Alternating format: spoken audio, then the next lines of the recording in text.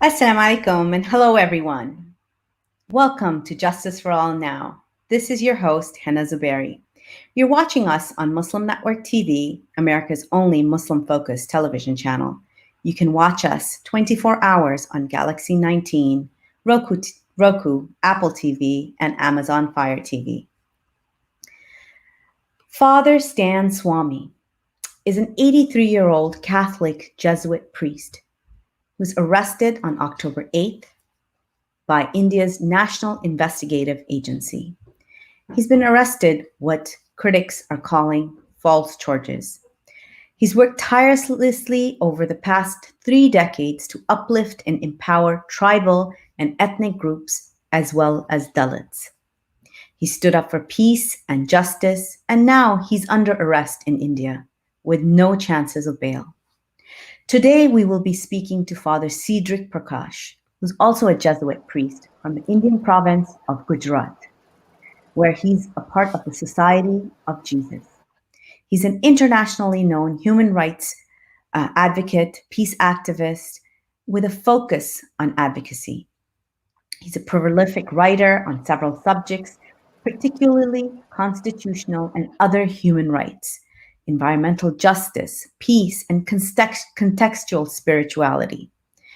We are so grateful to have Father Cedric with us here today. And without further ado, I'd like to welcome him to the show and learn more about his work from him himself. Thank you so much for being here, Father Cedric. Thank you. I wanted to talk to you about your work and your. I know we could spend probably an hour going through just your contributions to the human rights and peace movement worldwide, and hopefully, and I was saying this to you before the show one day, we can have a chat about that and spend an hour with you on that. And I wish we had met in better times. And it's quite frightening what has happened to Father Stan. And so this show will be centered around him and the need to bring more global limelight to his case. But I do want to spend some time learning more about you and letting our audience know about your great, all the work that you've been doing. So tell us a little bit about yourself. Thank you, Hena, and all at Justice for All. It is good to be here at your channel and speaking to your wide range of viewers, not merely in the United States and Canada and Mexico, but in other parts of the world too. I feel very privileged to be with you all today. Thank you for having me on this show. At the beginning, I would like to profess that I'm an Indian. I love my country.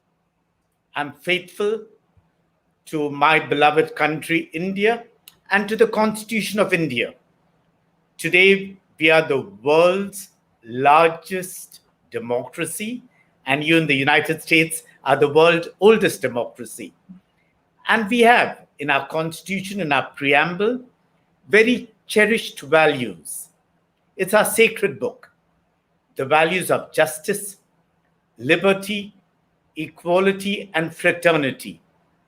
And through your channel, I would like to tell all your viewers that these values are sacred to us, are sacred to me, and many of us here in India are doing all we can to preserve the sanctity of those values and ensure that it reaches, as the father of our Constituent Assembly and even Mahatma Gandhi wanted, to reach the poorest Indian, the one who's there living in the peripheries. Over the years, I've been involved in, justice, peace, reconciliation work, because I sincerely believe that we need peace in the world, that we need harmony in every place where we live, in our families, in our societies, in our villages, in our cities, in our countries throughout the world. And there is much that is being done today to prevent that peace. And one of the things that is happening is injustice. the way people are kept divided in the name of religion, in the name of class, of ethnicity. Here in India, we have the caste, and people are demonized, they are denigrated. And over the years, working in the slums of Ahmedabad, working in the villages of Gujarat, working in different parts of the world. I've been for the last, from 2016 to 2018, I was based in Beirut and working among the refugees, people who have suffered, and for no fault of their own. And the question I've been asking, not merely me, but several of my colleagues, my companions, though my collaborators, those who work with us, we ask, why should this happen? And over the years, as I said earlier, we have been doing all we can to ensure that there is justice, justice for the least of our sisters and brothers, justice for those who need it most, because we believe that only when we have justice, there will be true and lasting peace. We have done it in communities, we have done it in the slums, in the villages, working with people, trying to lobby, as you would say in America, with those who determine policy, who make policy, who keep people divided in a whole variety of ways. But what I'm doing is not as important today as the work my great elder Jesuit brother, Father Stan Swami, has done in his 83 years of life. Definitely. And we're going to be talking about Father Stan. The reason why I wanted people to know about your work, especially with Prashant, the Jesuit Center for Human Rights and Justice and Peace, is to really, when you're on the ground there, your point of view and your perspective is very different from people who are, who might get on TV and sometimes claim to be experts and on India. And that's a lot of times that's who we hear around us. And your perspective is so important and so unique, because not only do you live there, but you've been doing this work for decades and have seen the waves that have come through in your state of Gujarat. You were part of, and plus a lot of people in the U.S. may know you from the times that you did you testified in front of the United States Commission of International Religious Freedom. I just wanted to remind our audience of that. This is the same Father Cedric. So this is why I wanted to ask a little bit more about your just to introduce you to our reintroduce you to our audience. I wanted to really we have heard the name of Father Stan Swami over the years, because of his work with the tribal people against corporations. Yet, when you read articles in the newspaper, the police are allegedly calling Father Stan a member of the banned Maoist Party of India. They call him. They are calling him. Have arrested him for being involved in a conspiracy to instigate caste violence near in Pune. So now, can you tell us who is Father Stan Swami? Father Stan Swami, like me, is a Jesuit belonging to the Society of Jesus. You have a large number of Jesuits there in the United States, the ones who are in charge of Georgetown University. I held a chair at the Marquette University in Wisconsin. They run the Loyola University in Chicago and several other universities throughout the United States and Canada. And also, they work a lot in Mexico and in other parts of the world. So we belong to this same group of men within the Catholic Church, which was founded by St. Ignatius of Loyola almost 500 years ago.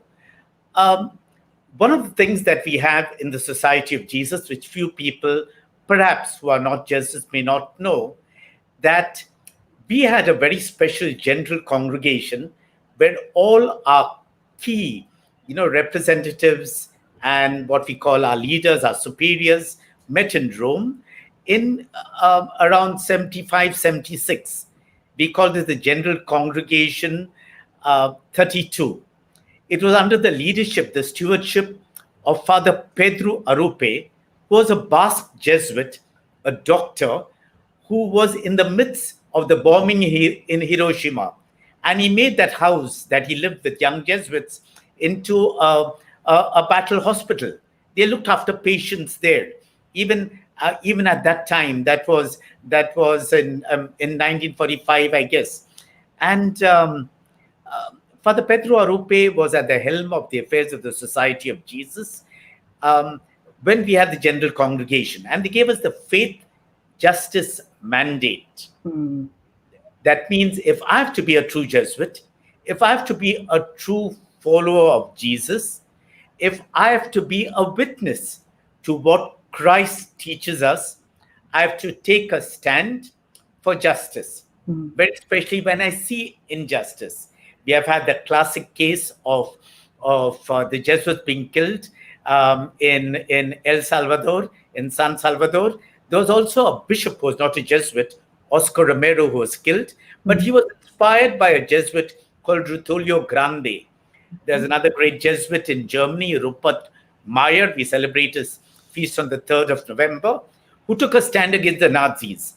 And all over the world, we have had Jesuits who have taken a stand for truth and for justice. And that has been our inspiration.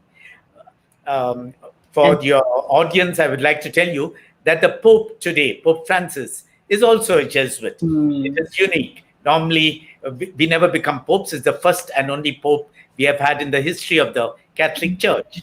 Now, Father Stan Swami believed in this mandate.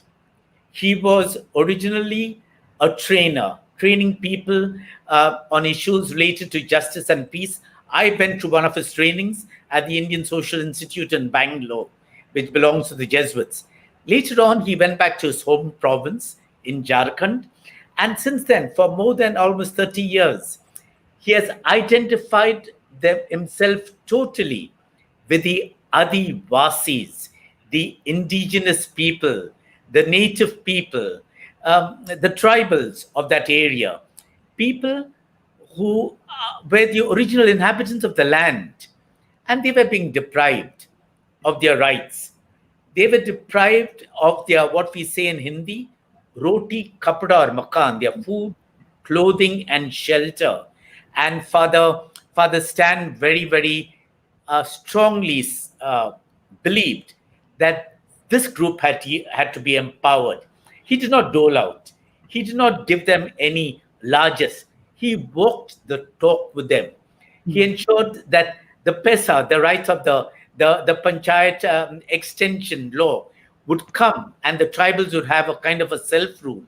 He fought for them for their forest rights, that the mining mafia, those who were destroying the forests to take away the natural resources, would no longer do so because the government and the Supreme Court had advocated that this should not happen. But yet, because of the fact that we have had corruption being mainstreamed in several quarters, the Adivasis, the tribals, did not know. And Father Stan has been standing up for them, empowering them. That is why he's languishing in a jail today from the 8th of October. And you call his arrest an insult to justice. Definitely. Very clear. It's an insult. It's an affront to justice. Exactly the words I would like to use what Martin Luther King Jr. was saying. It's injustice. And it should not happen to Stan or to anyone the way he was arrested. And now between June 2018 and now, Prime Minister Narendra Modi's government has jailed 16 people in connection with the violence that took place in the Bhima Koregaon village in Maharashtra State. And these include some of India's most respected scholars, lawyers, academicians, cultural activists, and an aging poet who then contracted COVID-19 in prison. So I would want to know more about, and we're going to watch Father Stan's testimony because he knew he was next. So let's watch his testimony, and then I'd like to get your thoughts on what is happening. Why is this taking place? I wish to start this video by saying in the context in which I am. Right now, NIA is interrogating me. They have done 15 hours of interrogation, and still they want me to go to Bombay, which I am saying I will not go to Bombay for reasons that I will explain later. Now, a little background about my uh, being and active and in Jharkhand is in the context of Jharkhand becoming a separate state. And so everybody wanted it as state, but then the issues were there. The issues were especially displacement, land alienation because of mining, factories, townships, dams, and people were not taken into confidence. Hardly only minimal compensation was being paid to them. So we took it as a challenge and say how young people can take this as a life issue and fight it out. So in this process, some very helpful rulings or laws were passed by the Indian Parliament, and particularly one PESA Act. PESA Act, which gives significant powers to the Gram Sabha, whatever happens in the village, for it to be consulted and to get its consent. The other is the Land Acquisition Act, which for the first time recognizes the need to get the consent of the people, of the landowners, and a fair compensation to them. So this kind of opened the way for us, and people started to claim their rights. But as they claimed, they were just being thrown into jail. So in 2017, I gave a call to whoever I knew, not only in Jharkhand, but in all the central tribal states of Madhya Pradesh, Chhattisgarh, Jharkhand, Odisha, and Bengal. So we came together, we have formed a body called Persecuted Prisoner Solidarity Committee. And through that, we had planned to take up to first to do a study of the nature of under trial prisoners in all these states, and then to have recourse to legal action so that justice can be done. In this process, I have filed a case against the Jharkhand state in Jharkhand High Court on behalf of about 3,000 young Adivasis who are languishing in the jail. It is this which became a bone of contention with the state, and they wanted to put me out of the way. And one easy way was to implicate me in some serious cases.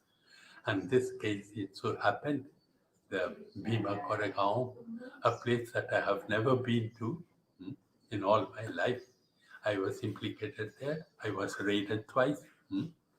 First, it was done by Pune police. Then it was forcibly taken over by NIA. They have done.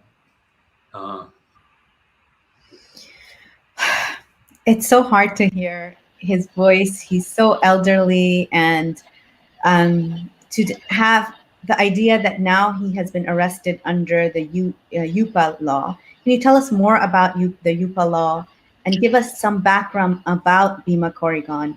Why is this such a pivotal sort of a case?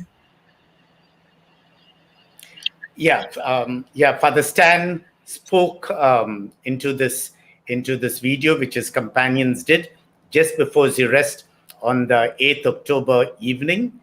And that night, the police came, took him to some guest house in Ranchi itself. Early next morning, they flew him to Bombay. He was produced before one of the special courts and immediately lodged into the Taloja jail. Now, he has been arrested under this dreaded UAPA, the Unlawful Activities Prevention Act. Now, the UAPA itself is nothing new. It was there much before the emergency. It began in 1967 in order to prevent any kind of unlawful activity, any kind of terrorist activity, and so on. And over the years, it was used in very specific ways. Only groups were targeted, groups that were, bombing, they were creating violence and so on, and they were banned in the country. In fact, even before this act came in, the first Home Minister of India, Sardar Vallabhbhai Patel from Gujarat, banned the RSS, the Rashtriya Swayamsevak Sangh, RSS. So groups have been banned in India from 1967. There are a whole list of it. But however, around some time ago, beginning from 2014, the government had started some amendments towards this act. And then in 2019, 18, 19, in fact, they began saying that even if you're an individual, you can be arrested, not only if you belong to a group. So this is being challenged in the Supreme Court of India by several organizations to say that just because I'm friendly with you, XYZ, that doesn't make me a terrorist. I can have you as a neighbor. We can have our meals together. I really don't know what you are doing. I may exchange pleasantries with you. I can wish you for Diwali or for Eid or for Christmas. That doesn't make me complicit in your crime if you happen to be belonging to an outlawed or a banned group. Now let's look at Bhima Koregaon. It was the 200th anniversary on the 1st of January 2018. There were thousands of people that gather every year, mainly Dalits, people who were denied their rights and are still denied their rights. It's literally an assertion of the Dalit community on their identity and against what they call the hegemony of the powerful upper caste of India. And they have been suffering a lot. Now, on the 200th anniversary, on the 1st of January 2018, some violence broke out there in and around Pune. It's near the city of Pune. And prior to that, in 2017, towards the end, there was what is called an Elgar Parishad, in which some of the former justices of India, lawyers, academics, some of the intelligentsia had gathered and were trying to help the Dalits literally seek their rightful place in society. Now, what has happened since 2018? Several have been arrested. Okay, some of the best lawyers like Sudha Bharadwaj, people like Vernon Gonsalves, Arun Ferreira, Varavara Rao, who's ailing there, as you have said just now, in jail.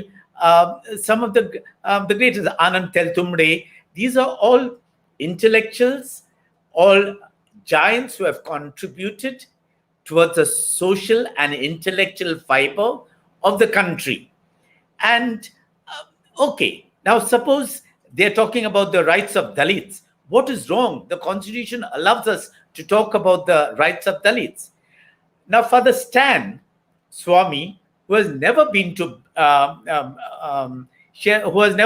Bhima Koregaon, who was never at the Elgar Parishad, is charged with identifying with those people and saying that he's a terrorist, he belongs to the Maoist group and so on, which is a totally fabricated charge. It's lies. It's simply ridiculous.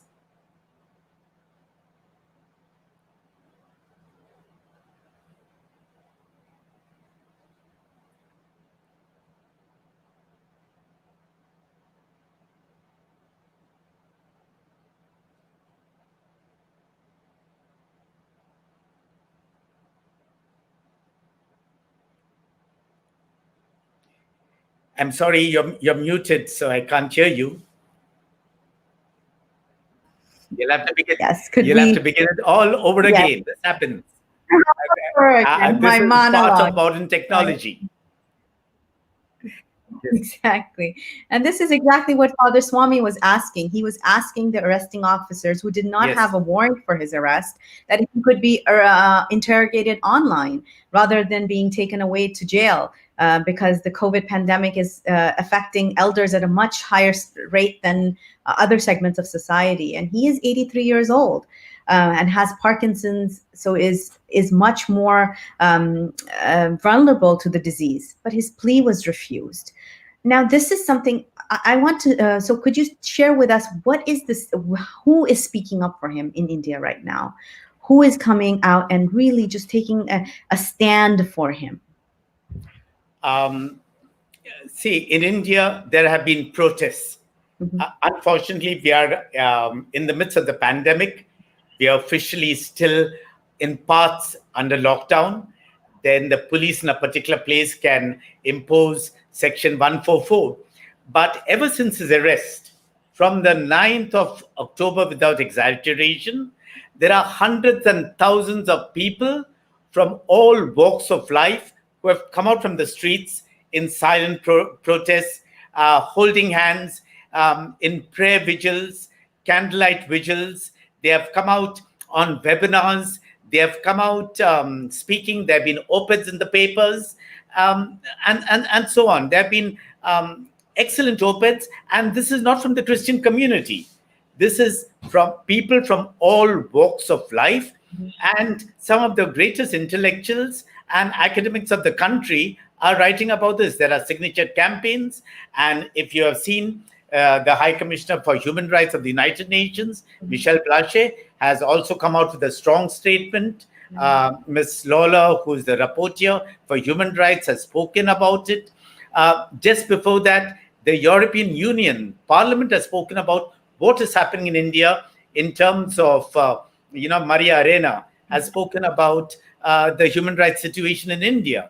And several people from across the board, definitely in India, have said that what is happening just now to a man like Stan Swami and to the 15 others is totally unacceptable. Even the conditions in any jail, especially during the pandemic, is not very good. And when he was taken to jail, his own colleagues will testify that they treated him very rudely and brashly. They did not consider will an 83-year-old man go? Can we not have an iota of humanity left in us, a bit of compassion? And that is what rankles in all this. Yes, why should a man? And here we have, Awake Arise, a leading weekly in India, has this on the cover page: Stand with Stan. And there are any amount of articles being written by people from across the board, condemning what has happened to Stan. From the ethos of Indian society. The Indian society, we know, is respect for elders. So it's like the erosion of all of that when it comes to even when it comes to this case especially. I wanted to ask you specifically, is that what, from your point of view, you're from the PM state of Gujarat. You witnessed and spoken about the Gujarat massacre in detail and written about it. Since then to now, what is the state of minorities in India? To put it in short, the best said, the least said is the best, but it's terrible. We thought that Gujarat 2002 would have been a closed chapter. I've seen some of my close friends being massacred. Ishan Jafri, a former member of parliament, his daughter and his son are there, settled down in the United States. I wonder whether, I hope they are listening into this. He was a great person. He epitomized all that characterizes the pluralistic and the compassionate fiber of India. He was a friend to everybody. That poor man who was selling vegetables on a little street cart, the one who knocked at his door anytime. He lived in a very simple housing in Gulbarga society, yet they killed him. And we saw with our own, we have witnessed the way people have been brutalized and massacred in 2002, and it went on and on. So much so, the Prime Minister of India, the then Prime Minister, Atal Bihari Vajpayee, had to come and tell Chief Minister to follow the rule of law, to do governance, Raj Dharma. He said, it's public, it's there on records. We thought things would be better. Just before that, in 98-99, the Christians were bashed up in the state of Gujarat, in the Dams, in other parts of India. We had Graham Staines, who was burnt alive with his two little sons there in Orissa. Later on, we had Kandamal. And we have had several attacks on the minorities, specifically the Muslims and Christians of our country. When the pandemic broke out, all over the world, Kerala was one state that addressed the pandemic as early as January. Till the 24th, 25th of March, the government of India did practically nothing. Then they started attacking a Muslim convention there in Delhi, saying that they were responsible. And the way the media took it up, the point is there were lots of other things, including a big jamboree we had here in the city of Ahmedabad. And there were thousands of people present here. And any amount of things have been happening before that and after that. But somehow or the other, if you're a Muslim, then you're denigrated, you're demonized. If you're a Christian, you're attacked because of conversions. Regularly. The other day in Parliament, a member of Parliament had to, while talking about the new Foreign Contribution Regulation Act, it's meant to stifle and throttle NGOs, not merely Christian or Muslims, but NGOs all across the board, especially those who are taking a stand for human rights, justice, and peace. A member of Parliament of the ruling party has to say that they are using the money for conversion activities, referring to Graham Staines and so on. This man was massacred. He was burnt alive with his two little sons. But we have reached such a low level and abysmal depth in terms of our rhetoric. Hate speeches, those who indulge in hate speeches, as we saw in Delhi just prior to the elections, literally get away both with impunity and with a certain amount of immunity they have. But those who talk peace, those who talk love, those who want to bring people together, like my friend Harsh Mandar, they have had false cases for sure on them. Anyone who made a protest against the Citizenship Amendment Act, if that person happens to be a Muslim, from Dalikar Muslim University or whatever, you're put in jail, you're incarcerated, including a pregnant lady, and you have a right, we have a constitutional duty to stand up and speak out against anything which we believe is wrong. And this is something that's common between the case of the protesters, the student protesters who've been arrested, other lawyers, journalists who have been arrested, and Father Swami, that they were all arrested under this UAPA Act, and it's being used to crush dissent. How do they justify the charges of terrorism? What is the justification, and how is generally Indian society accepting of this? First of all, let me have a very clear statement that I believe in non-violence. One of my heroes is Mahatma Gandhi, who gave the world ahimsa and satyagraha, non-violence and the force of truth. And he began that from this Gandhi ashram. You can see him behind me, sitting there, there in the Gandhi ashram. And he began it in South Africa, in Durban, the force of truth. And he came here and gave the world non-violence. I believe in non-violence, and I do not subscribe to any kind of violence or terrorist activity anywhere. Not in Gujarat, not in one's family, in one's society, not one religion against the other. And I'm convinced that no religion preaches violence. Show me any religion that preaches violence, and I will challenge that. People have misused, people have abused, and so on. Now the point is, if you're talking about these intellectuals, we believe that the pen is mightier than the sword, and there have been revolutions.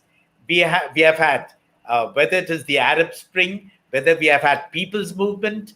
Now, in some parts of the world, there are people, in spite of the government of the day, who are out on the streets. Whenever they feel that there is something wrong, it is our constitutional obligation. It's guaranteed to us in the Universal Declaration of Human Rights, which India is a signatory to, and also in our Indian Constitution. We have both Article 19 and Article 25, which gives us the freedom of speech and expression and the freedom to preach, practice, and propagate one's religion. Now, just because I'm a Christian or a Muslim, I mean, who are you to denigrate me? Just because I don't believe in a God, I have a right not to believe in a God. You are no one to try to foist your belief on me. If I say that this is wrong, that the Adivasis have a right to be able to assert their identity, that their culture, their way of life should not be destroyed for years. Operation. They've been living there, but one cannot take away what is rightfully theirs. If a man like Father Stan Swami has been speaking up and out for them, if people like Arun Ferreira, Vernon Gonsalves, Sushma Bharadwaj, the dramatists from the Kabir Kala Manch, Varavara Rao, who was a poet, of great esteem, have been speaking out for the rights of the Dalits, the marginalized, the excluded, those who live on the periphery of our society. Tell me, how can you brand them as terrorists? I want to know. Show me their activity in which they have indulged in terrorism. In fact, they have spoken with love, with compassion. They have spoken about the equity, the equality which is necessary in our society, but also demanding that every single individual, whoever he or she is, has that dignity which comes only from above. Yeah, true, so true. When I look at these moments, and there are some pivotal moments in history, some that are really that are limelight is shown on them across the world, and some that do not get the exposure they deserve. I believe the arrest of Father Stan Swami is a pivotal moment. How can we make sure that the outrage at his arrest is used for peace and justice, and not hijacked, and not and not just go? It doesn't go away. We need this to use this mistake that the government has made to really highlight the issues that Dalits, other minorities in India are facing. Do you believe this is a pivotal moment? Yes, I definitely believe it's a pivotal moment. It's been a pivotal moment for the Christians of India, because more and more Christians are coming out. It is a pivotal moment for civil society in India. More and more people are coming out. For 2 years, people have been languishing in jail, and we have been muted. We have been afraid. We do not know sufficient amount about them. Now, finally, more and more people are taking strength on the fact that an old man, a visionary, a person who really loved the people, and in that sense, the canvas is broadened. So we look also at the 15 others who are languishing in jail. So it should be a pivotal moment, not only for the people of India, not only for our politicians. Today, politicians from across the board have given a public press conference under the banner of the People's Union for Civil Liberties, calling for the immediate revocation, the repeal of the Unlawful Activities Prevention Act, the UAPA, immediately. It doesn't matter who has brought it out, but stop it, repeal it, revoke it. They're demanding it. A man like Hemant Soren, the chief minister of Jharkhand, to which state Father Stan belongs, has publicly asked for him to be released. Politicians from across the board, I've spoken about. I'm asking all the viewers, do a Google on Stan Swami and look at the amount you will find. Videos, people speaking for them. There are webinars being conducted. Youth are coming out, they are tweeting, stand with Stan. And that has been the hashtag. You look at the tweets that have been coming out. It has been trending for several days in India too. But Stan Swami, I feel, is not merely, his arrest is not merely pivotal for India alone, but should be for justice for all, human rights for all across the globe, for the world at large. Because that is why the UN Commissioner for Human Rights, Michelle Bachelet, has spoken out very strongly in a recent statement. Of course, the Indian government has not taken too kindly to that. But then, if we believe in the Universal Declaration for Human Rights, me speaking about human rights in India or speaking about human rights in another country should be valid, because I am a citizen of this world. And I agree. These are the sort of, like, we all a lot of times we emulate folks after they pass away.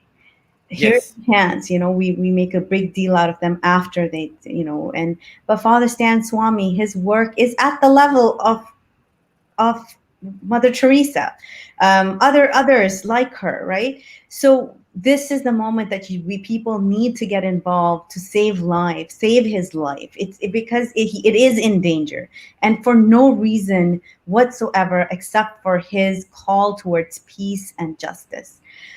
Father, we have a few moments left before we leave, and I do want to talk about a little bit of sensitive topics that perhaps with this we can, we have had been following cases of other prisoners who've been young children, 20-year-olds being taken away, 22-year-olds being taken away because they stood up against the CAA and NPR, and we are and will continue to stand with Christians and other minorities. This is something that, as Justice for All, as a faith-based human rights organization, we have made this pledge. Thank you for that. Yes, and what all our work that we're doing here is in communal with our Christian brothers and sisters. But often people are afraid to stand with Muslims, given the anti-Muslim bigotry, the Islamophobia, the war on terror rhetoric that is frequently used against Muslim communities. So could you share with us, how has the Jesuit community responded to the arrests of Indian Muslim protesters, Shaheen Bagh, as well as other persecution of the Muslim minority in India? I want my audience to really hear this. Yeah, that is true, especially in India. Let us face facts. A lot of Christians are closer to Hindus, have more Hindu friends than Muslim friends. I don't want to do an analysis of it, but this is a fact. Not me, not this Jesuit, Father Cedric Prakash. I have, as you have said, I've testified there what happened. I've had close Muslim friends. I've been celebrating Eid. They have been coming, and from the time I was a little child, we have had Muslim neighbors. In the school I studied in Bombay, in Baikala, my companions were Muslims and Parsis and Hindus, Christians, everyone. In the college I studied, St. Xavier's College, we have had several Muslim students. So I've had a a lot of Muslim friends, and I've come to the United States a few times at the invitation of the, I'm sure some of them are listening, of the Indian American Muslim Council, formerly called the IMC. And I have lots of Muslim friends, originally mainly from India, who are there, who are American citizens today, and I think they're legitimate. They have a right to be American citizens. But some of the other, I've been to Shine Bagh. I've been there protesting with my Muslim sisters and brothers. I've taken a stand. Now, when Umar Khalid was arrested, he's a good friend of mine. I've been tweeting about his arrest and so on. But I think we need to come closer, Right. both in India and in other parts of the world. I think we have to create synergies and look at commonalities. What binds us together? Both of us, including the Jews, have the Abrahamic faith. Exactly. We have one father in Abraham. But how do we create this? For this, I would think, and I would tell many of my Muslim friends in the United States, I'm sure they're listening to me just now, try to go. I've been inviting them whenever I've been in Jesuit universities and so on to come introduce them to the priests. I've been preaching in American churches. I have preached, in mosques in the United States, but we have too few of us. We have more. I know excellent Jesuits who have studied the Quran, who have studied about Islam, and we have had like the Henry Martin Institute here in India that is working a lot towards Christian and Islam, towards a dialogue. But can we find commonalities wherever we are? Can we break bread together? Can we realize that I often tell my friend, a personal thing, a great friend of mine in Europe, I will not name the country, she was taking me to a church. And while going to a church in that country, she showed me, see Father, see Cedric, those are the people, they are creating the problems. I said, who? And of course, on a Sunday morning, there was, you can see this Muslim man, the woman with hijab, and with a little child walking by their side in a pram in Europe. So, of course, and this is a close friend of mine. Then when I went to the church after the Mass, the priest asked me to say a few words. And then I said, see, this friend of mine is there with the family. She won't mind me saying this. But we have to stop this divisiveness. The moment she came to the church, she went to the statue of Mary, the mother of Jesus, and prayed to her and kissed her without realizing that Mary, the mother of Jesus, has a hijab all the time. I use that line all the time when I have to let people know why I wear the hijab. This is out of love for God and my emulation of the Virgin Mary. And I think that is a lot of that does come with a lot of people do not understanding and knowing how common, what all we have in common. And I think in that way, the interfaith movement in the United States is a lot stronger in many ways. But the interfaith movement in India is very, what I admire about it is that is also very proactive. It's not just... Yes, that's true. We have a very good interfaith movement, and we work a lot together, especially where human rights are concerned and so on. We are Hindus, Muslims, agnostic, atheists, Christians, everyone across the board. And we don't wear our religion up the sleeve. Okay? Many Christians have accused me of many things. And now I'm sure tonight, after this program, I'll be trolled a lot. But that's part of our occupational hazard. Exactly. But there is no... But the point is, we don't realize that the religious sisters in Christianity, in our Catholic Church, they're always with a veil. Our grandmothers were always covering their heads when they went to church. And a lot of the Hindu women cover their heads. So what is the problem? And why can't I accept someone who wears a hijab or wants to sport a beard? In case you do not know, our Prime Minister of India today sports a lovely beard, almost looking, as someone said, yesterday like a Santa Claus. Well, thank you so So, much for all your words of wisdom.